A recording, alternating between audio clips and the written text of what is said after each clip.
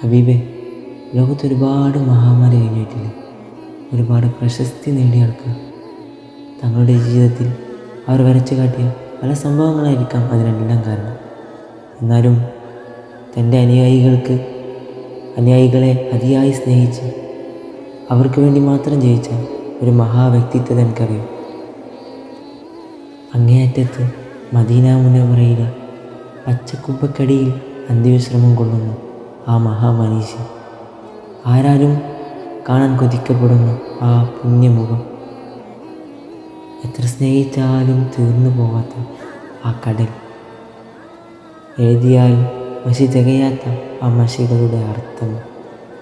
എടാ, അദ്ദേഹമാണ് മദീന മുനവ്വറയിലെ രാജകുമാരൻ മുഹമ്മദ് മുസ്തഫ സല്ലല്ലാഹു അലൈഹി വസല്ലം തങ്ങൾ. മരിക്കുമ്പോൾ പോലും ഉമ്മത്തി ഉമ്മത്തി എന്ന് വിളിച്ചു കരഞ്ഞു ആ നിഷ്കളങ്ക മനസ്സിനെ ഒരിക്കൽ പോലും അനുഭവിക്കാൻ നമുക്ക് സാധിച്ചില്ലല്ലോ. അല്ലാഹുവേ, ഈ പാപികൾക്ക് ഒരിക്കലെങ്കിലും ആ നബി ചാരത്തണയാൻ തൗഫീഖ് നൽകണേ. ആ നബിയോട് അസ്സലാമു അലൈക യാ റസൂലല്ലാഹ്, അസ്സലാമു അലൈക യാ ഹബീബല്ലാഹ് എന്ന് സലാം പറയാൻ നീ തൗഫീഖ് നൽകണേ.